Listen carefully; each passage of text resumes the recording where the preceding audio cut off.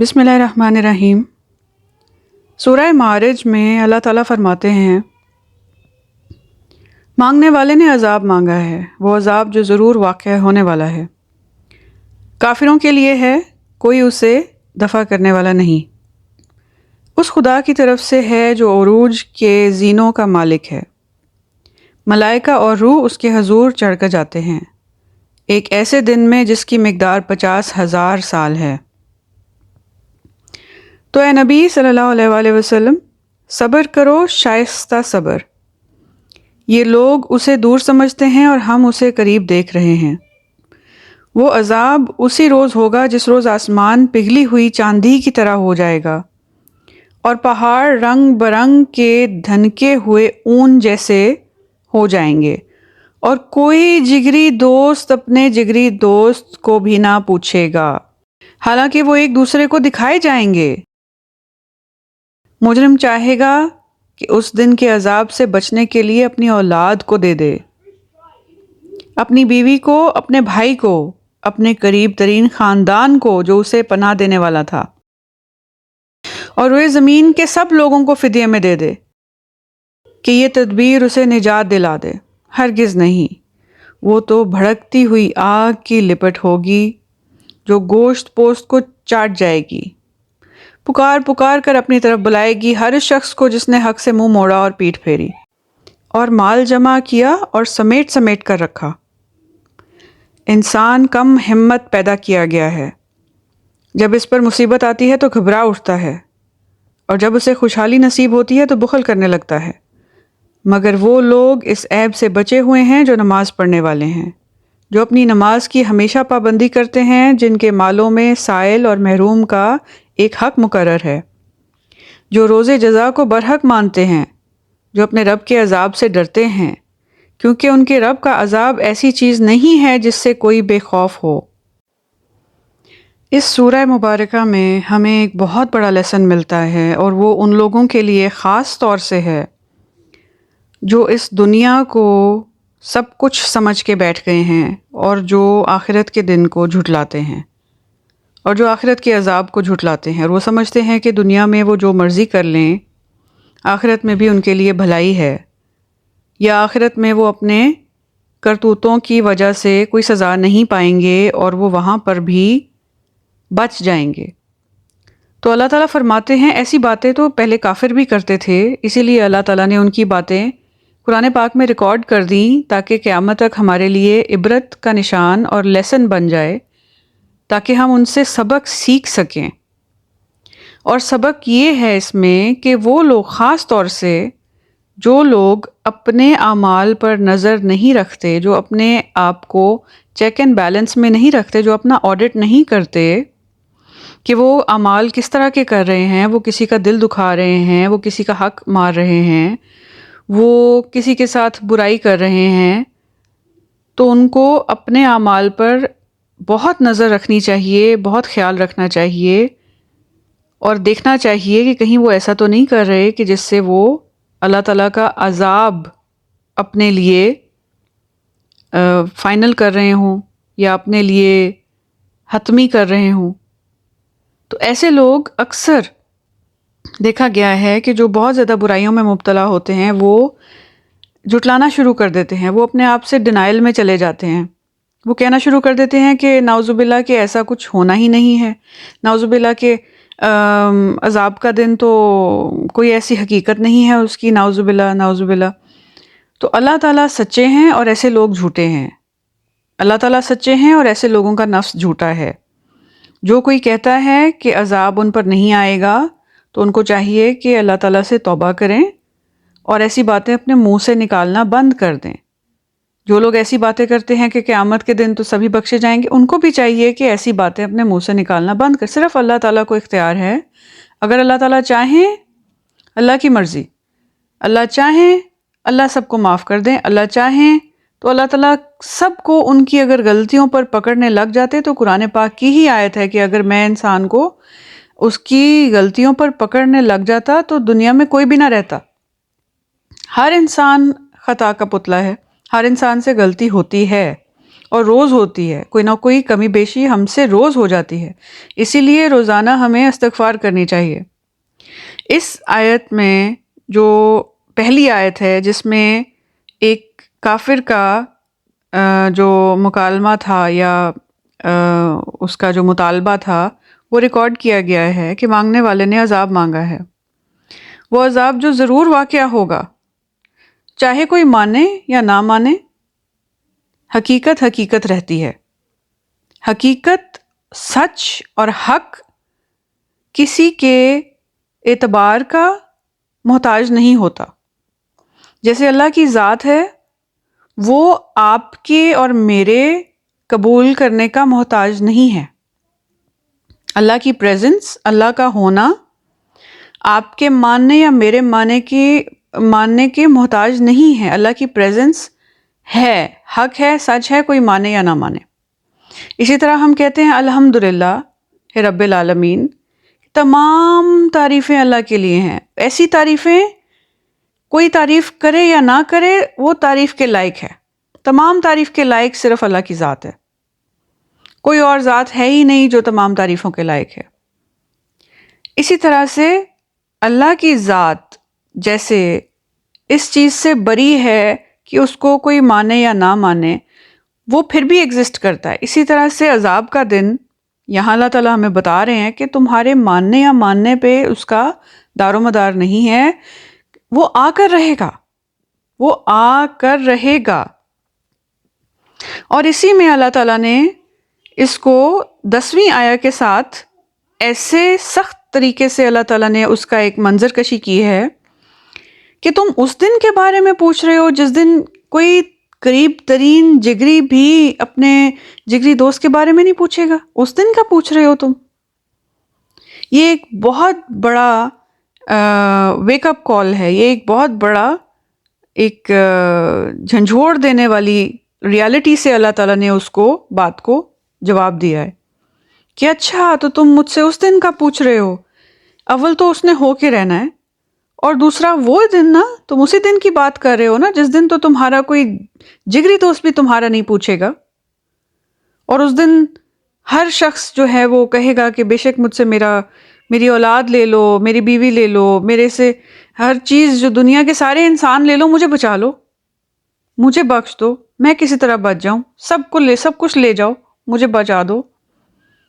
اللہ تعالیٰ نے اتنا سخت طریقے سے، جیسے سخت اس شخص کا رویہ تھا اس دن کو لے کر، کسی کافر کا یا کسی ڈینائر کا ایک اپروچ ہے towards the day of judgement, اس سے زیادہ دل شیک کر دینے والے طریقے سے، جھنجھوڑ دینے والے طریقے سے اللہ تعالیٰ نے اس کا جواب دیا ہے کہ اچھا تو تم اس دن کے بارے میں پوچھ رہے ہو، وہی دن جس دن سب ایک دوسرے کو چھوڑ دیں گے، سب ایک دوسرے سے ڈیٹیچ ہو جائیں گے، سب ایک دوسرے کو ڈسون کر دیں گے، سب کچھ دے کر تقاضے کریں گے کہ کسی طرح ہم بچ جائیں۔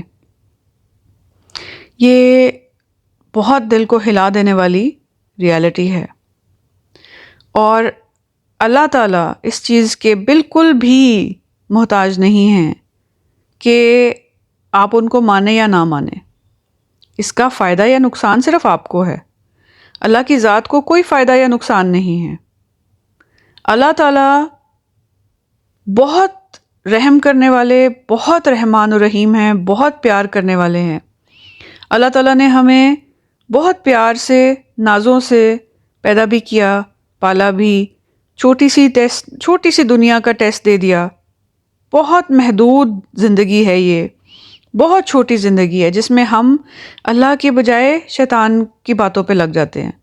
ہم قرآن پڑھتے نہیں، قرآن کو سمجھنے کی کوشش نہیں کرتے، نعوذ باللہ اللہ تعالیٰ سے بدگمانیاں پال لیتے ہیں، اللہ تعالیٰ کو ہر بات پہ کوشچن کرنے لگ جاتے ہیں۔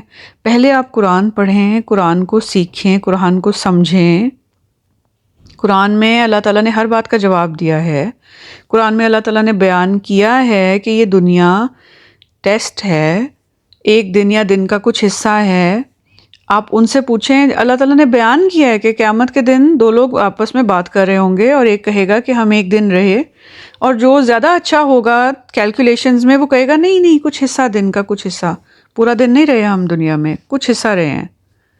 یعنی کچھ حصے سے مراد کہ آدھا دن سے بھی کچھ تھوڑا سا حصہ. جیسے ہم کسی کے گھر جاتے ہیں ایز اے گیسٹ، مہمان کے طور پہ ہم کسی کے گھر جاتے ہیں، ہم آدھا گھنٹہ رہتے ہیں، 1 گھنٹہ رہتے ہیں، بڑی حد ہے 3-4 گھنٹے، واپس آ جاتے ہیں.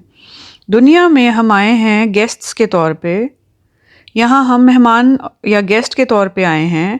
تھوڑی دیر کے لیے اللہ تعالیٰ نے ہمیں ٹیسٹ کرنا ہے، اس کے بعد ہم نے یہاں سے چلے جانا ہے. لیکن اس کے بدلے میں کیا مل رہا ہے؟ اس چھوٹے سے ٹیسٹ کے بدلے میں کیا مل رہا ہے؟ ایک چھوٹی سی لائف گزارنی ہے، اس میں اللہ تعالیٰ کے احکامات کو فالو کرنا ہے، اس کے بدلے میں eternity, for ever and ever, ہمیشہ کی زندگی، ہیپیلی ایور آفٹر، جنت، اس میں ہر قسم کے میوے، ہر قسم کے پھل، ہر قسم کے کھانے، ہر قسم کی عیش، ہر قسم کی پارٹی لائف، ہر قسم کی عیاشی جنت میں مل رہی ہے آپ کو، اور اللہ نے آپ کے لیے بنائی ہے، تو اس میں کوئی عیب نہیں ہے. اگر کوئی اس کے بارے میں بات کرے، اس میں اس کی کوئی عیب والی بات نہیں ہے. اگر آپ اس کو یاد کرنا چاہیں، روزانہ بیٹھ کے آپ کو چاہیے آپ روز یاد کیا کریں جنت میں کیا کیا ملے گا آپ کو. میں نے تو یہاں تک سنا تھا، کسی نے اس بات پہ بھی تنقید کر دی تھی کہ کچھ مولوی ہیں وہ تو جنت کے ایسے بیان کرتے ہیں. تو بھئی ہے نا، you can have a disco party in your Mahal, places جو جنت میں آپ کے ہوں گے، آپ جتنی مرضی پارٹی کریں، آپ کو کس نے روکنا ہے؟ کچھ لوگوں کو تو عادت ہوتی ہے ہر ایک کی تنقید کر، اچھی بات کی بھی تنقید کر دیتے ہیں بغیر، وہ جاہل ہوتے ہیں، وہ جانور ہوتے ہیں. قرآن میں اللہ تعالیٰ نے کہا ہے ایسے ایسے لوگ ہیں، انسان ہیں، اللہ نے ان کو گدھا بھی کہا ہے. ایسے لوگ ہیں جن کو اللہ تعالیٰ نے انسان بھی نہیں کہا، اللہ نے ان کو دابہ کہا ہے. اللہ تعالیٰ نے کتوں سے بھی مثال دی ہے انسان کی، کہ انسان کئی دفعہ ایسے گر جاتا ہے. پھر اللہ تعالیٰ نے خنزیر اور بندر تو ہمیں پتہ ہے کہ اللہ تعالیٰ نے کہا ہے. تو ہر انسان کی بات کو سیریسلی لینے کی ضرورت نہیں ہوتی نا. ہر انسان تو انسان نہیں ہے، وہ بدتر ہو جاتا ہے، انسان کیا جانوروں سے بدتر ہو جاتا ہے. تو کچھ لوگوں کی عادت ہے وہ ہر بات پہ تنقید کرنے لگ جائیں گے، ہر بات پہ کوئی نہ کوئی وہ کیڑے نکالیں گے. تو ایسے لوگوں کو بالکل اگنور کرنا چاہیے. ایسے لوگوں کو بالکل، وہ نہ اپنا بھلا کر سکتے ہیں، نہ کسی اور کا بھلا کر سکتے ہیں، نہ ایسے لوگوں کی باتوں میں آنا چاہیے.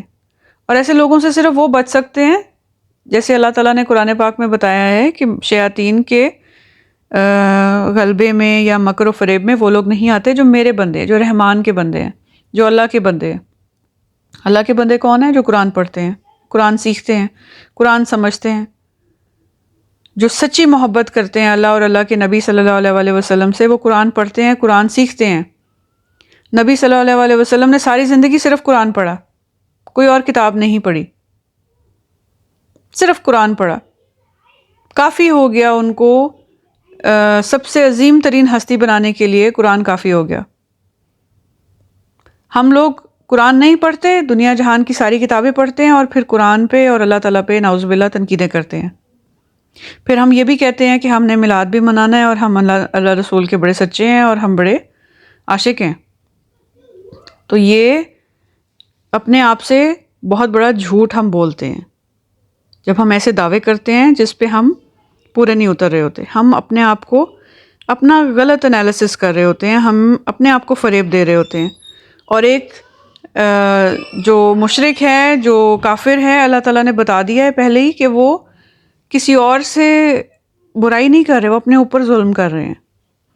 اللہ تعالیٰ کسی پر ظلم نہیں کرتے، انسان اپنے اوپر خود ظلم کرتا ہے.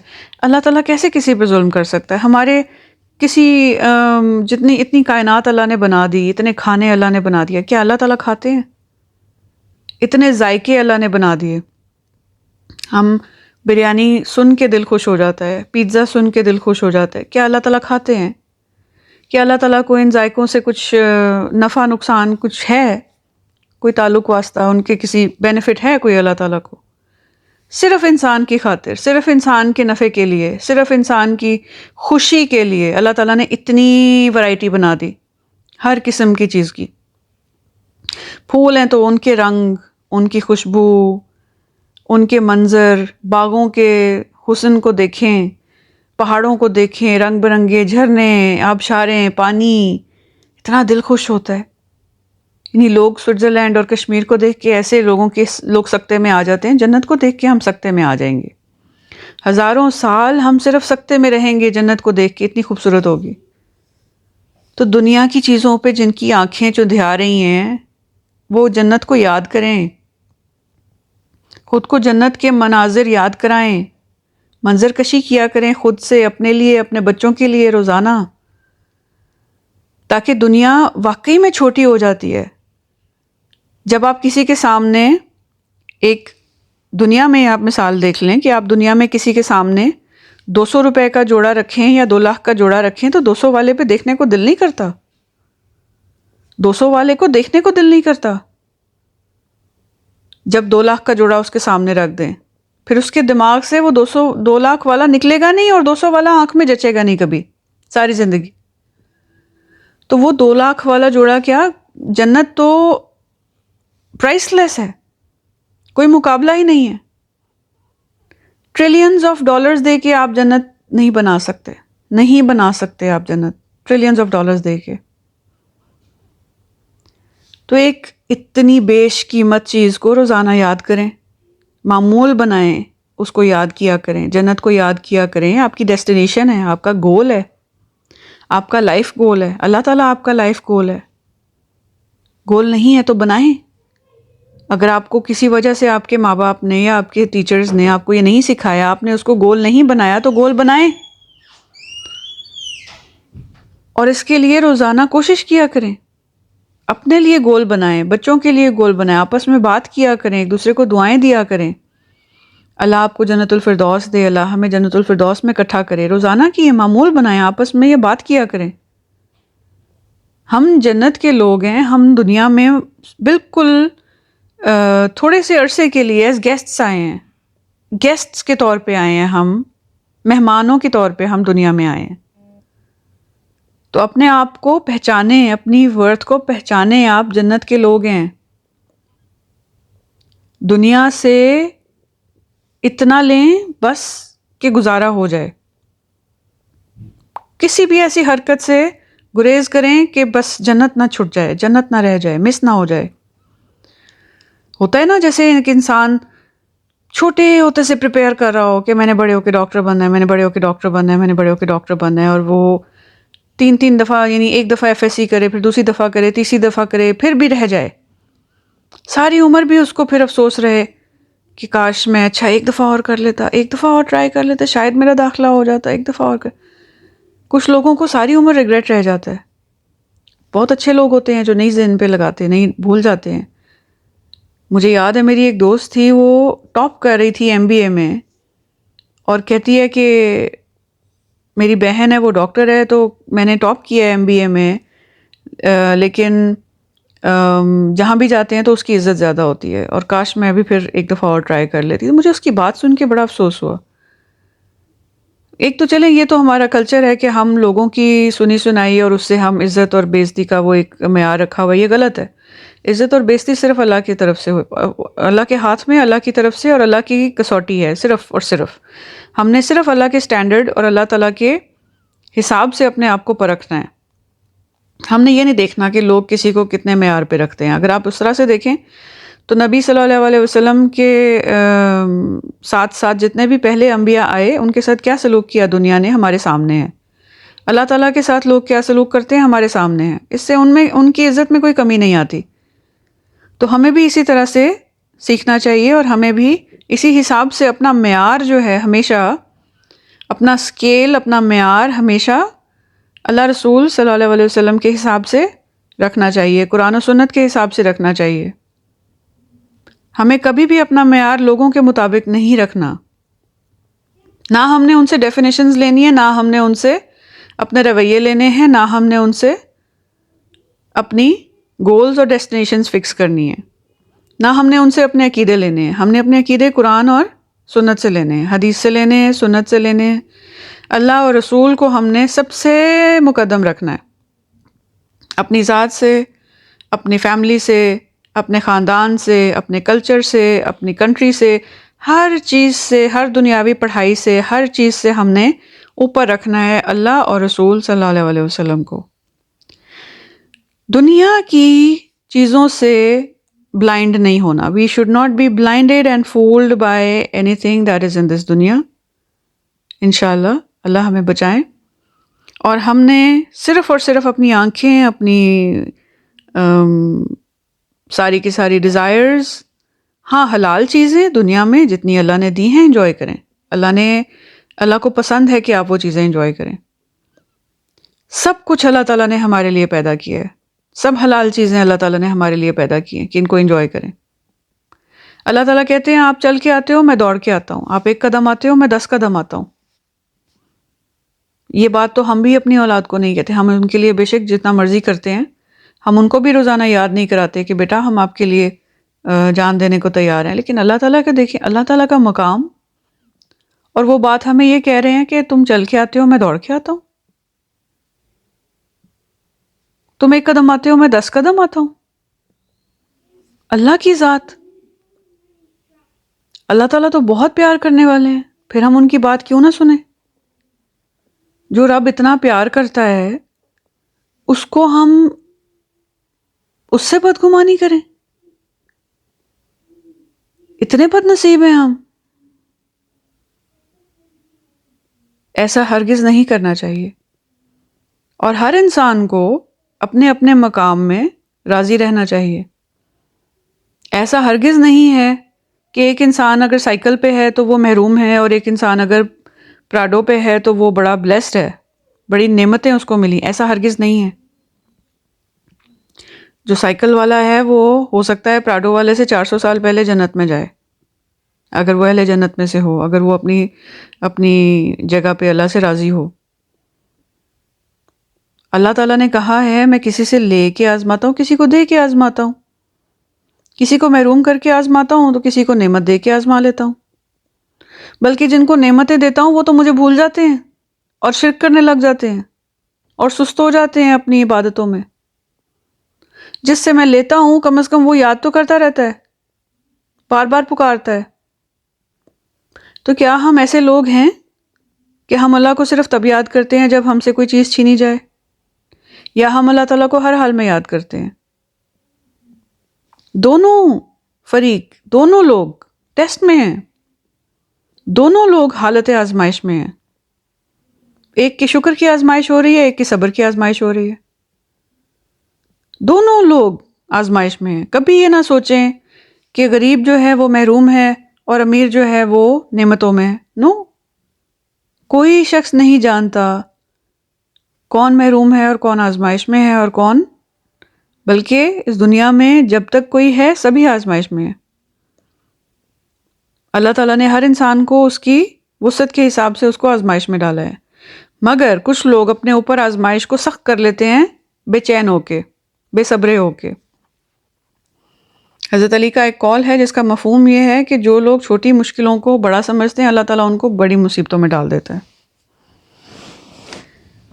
یہ ایک بڑی خوبصورت بات ہے، اور جو کہ میں نے اکثر نوٹ کیا ہے کہ اکثر لوگ ایسے ہیں کہ جن کو اتنی بڑی پریشانی نہیں ہوتی جتنی کہ وہ اپنے اوپر اس کو بے صبرا ہو کے، بے چین ہو کے، اور اپنی حرکتوں یا عادتوں کی وجہ سے اس کو اتنا بڑا بنا لیتے ہیں جتنی بڑی وہ ہوتی نہیں ہے. یا وہ اوور تھنک کرنے لگ جاتے ہیں، یا وہ اللہ سے بدگمانی میں چلے جاتے ہیں، یا وہ اللہ سے دوری اختیار کر لیتے ہیں، وہ قرآن چھوڑ دیتے ہیں، ہمت چھوڑ دیتے ہیں. بے حوصلہ اور بے ہمتی یہ زیادہ بڑی پرابلم ہے بجائے اس پرابلم کے. ایسا ہرگز نہیں کرنا چاہیے. پریشانی آتی جاتی رہتی ہے.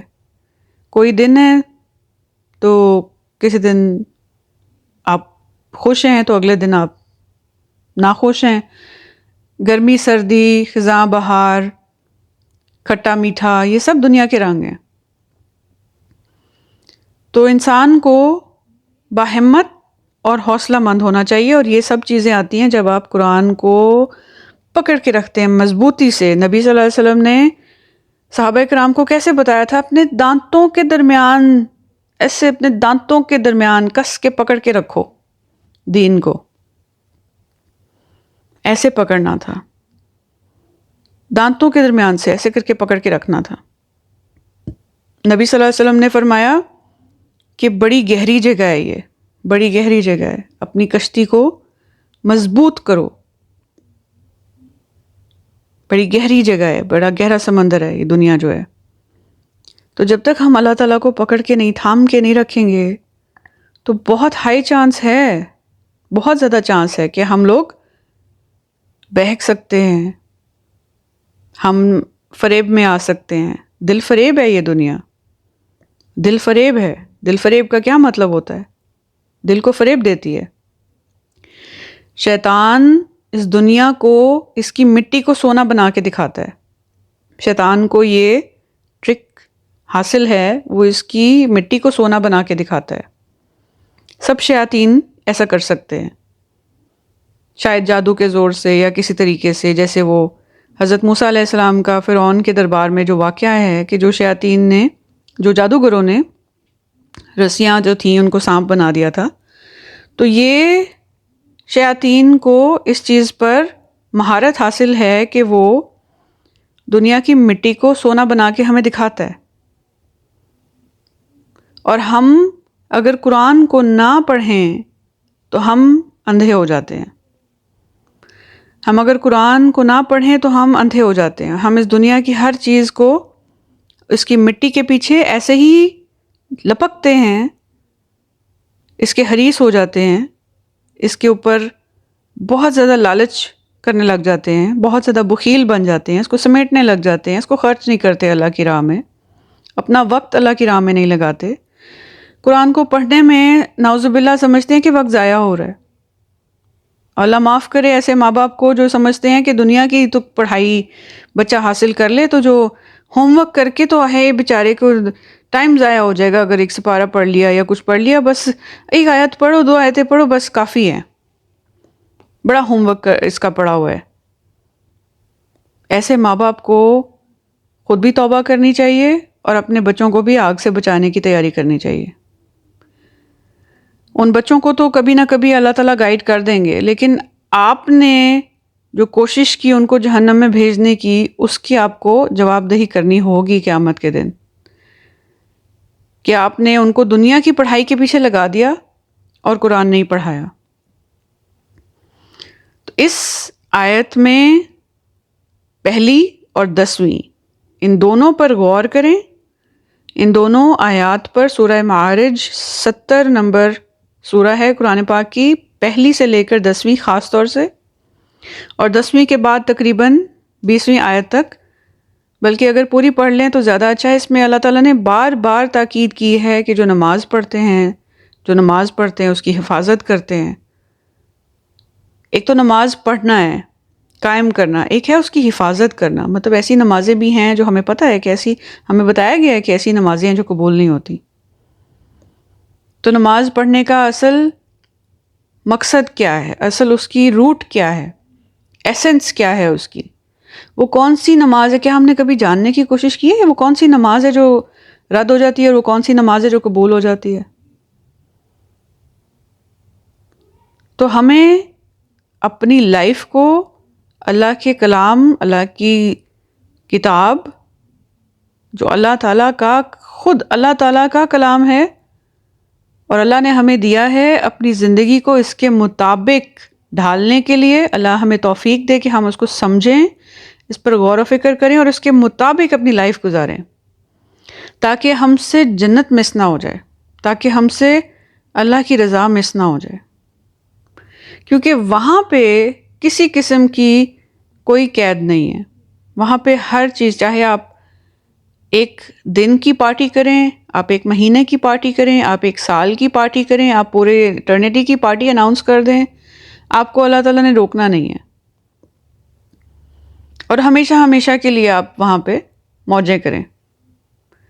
تو اس دنیا کی تھوڑی سی صبر، تھوڑی سی تکلیف کے اوپر صبر، آدھے دن کی دنیا، اس میں کتنا صبر آپ سے اللہ نے مانگا ہے. اور وہ رب جو کہتا ہے کہ تم چل کے آؤ میں دوڑ کے آتا ہوں، تم 1 قدم آؤ میں 10 قدم آتا ہوں، ایسے پیارے رب کی بات کون رد کرتا ہے؟ اور ایسے پیارے رب سے کون بدگمانی کرتا ہے؟ بڑی بد نصیب انسان ہے وہ جو ایسے پیارے رب سے بدگمانیاں کرے. تو گزارش یہ ہے کہ اللہ سے بدگمان ہونا چھوڑ دیں. اللہ بہت محبت کرنے والا ہے. اللہ نے پوری دنیا آپ کے لیے بنائی ہے. آپ کی نیکیوں سے اللہ کو کوئی مفاد، کوئی فائدہ، کوئی بینیفٹ نہیں ہونے والا. اللہ کی ذات کامل ہے، اس کو آپ چاہے مانیں یا نہ مانیں، اس کو کوئی فرق نہیں پڑتا. اس نے آپ کو پیدا کیا، بڑے پیار سے پیدا کیا. اس نے آپ کو جنت دینی ہے، اس نے جنت میں ہر انسان کا پہلے سے ہی ایک محل بنا دیا ہوا ہے. یہ آپ پر ہے کہ آپ اس میں واپس جاتے ہیں کہ نہیں جاتے ہیں. چھوٹا سا ٹیسٹ ہے، اور کتنی افسوس کی بات ہوگی جب خدا نہ خواستہ قیامت کے دن کسی کو پتہ لگے گا کہ اچھا اتنا سا ٹیسٹ تھا، اتنا سا تھا، بس آدھے دن کی بات تھی اور میں ایسے شیطان کے پیچھے لگ گیا. اتنی سی بات تھی اور میرے سے اتنی سی بات پہ جنت چھوٹ گئی، اللہ نہ کرے. تو آئیں اس سے پہلے قرآن کی طرف لوٹ آئیں، قرآن کی طرف لوٹ آئیں، قرآن کی طرف لوٹ آئیں. قرآن کو پڑھنا شروع کریں. ان لوگوں سے کنارہ کش ہو جائیں یا ان کو بھی اصلاح کریں کہ جو کہتے ہیں کہ قرآن کا ترجمہ نہیں پڑھنا چاہیے. اول تو اگر آپ کو موقع ملے روز آدھا گھنٹہ نکالیں، عربی سیکھیں. اگر آپ نہیں کر سکتے قرآن کا ترجمہ ہی پڑھ لیں، کیونکہ ترجمہ پڑھنے سے کوئی گمراہ نہیں ہوتا. اگر آپ اللہ سے دعا مانگتے رہیں گے، آپ ترجمہ پڑھ کے بھی سیدھی راہ پر رہیں گے، کیونکہ غیر مسلم ترجمہ پڑھ کے اسلام قبول کر لیتے ہیں. دنیا میں ایسی ایسی مثالیں ہیں، روز کتنے سارے لوگ صرف قرآن کا ترجمہ پڑھ کے مسلمان ہو رہے ہیں. تو ان لوگوں سے ایسے ہاتھ جوڑ کر ان کو کہیں کہ ہمارا آپ ہمیں آپ گمراہ مت کریں جو آپ کو کہتے ہیں کہ ترجمہ مت پڑھیں، یا وہ لوگ کہ جو آپ کو ایسا کہیں کہ ترجمہ پڑھنے سے گمراہ ہو جاؤ گے، انہیں بھی دعوت دیں کہ آپ بھی ترجمہ پڑھو. اور جو ترجمہ پڑھنا ہے، کن کا پڑھنا ہے، کس مسلک کا پڑھنا ہے، کیا کرنا ہے، وہ آپ اللہ تعالیٰ سے استخارہ کر کے پوچھیں. اللہ تعالیٰ آپ کو ضرور جواب دیں گے. اللہ تعالیٰ شہرک سے زیادہ قریب ہیں. اللہ تعالیٰ کہتے ہیں مجھے پکارو میں جواب دیتا ہوں. اللہ تعالیٰ کہتے ہیں کہ تم 1 قدم آؤ میں 10 قدم آتا ہوں، تم چل کے آؤ میں دوڑ کے آتا ہوں. ایسا رب گوگل اور چیٹ جی پی ٹی سے زیادہ جلدی جواب دیتا ہے. کبھی مانگ کے دیکھیں، کبھی بات کر کے دیکھیں. جو لوگ 4 5 گھنٹے پوری رات سارا دن جو اپنے دوستوں سے گپے لگاتے ہیں، وہ یہ آیت نمبر 10 پڑھیں سورہ معارج کی، اور اللہ کو یاد کریں.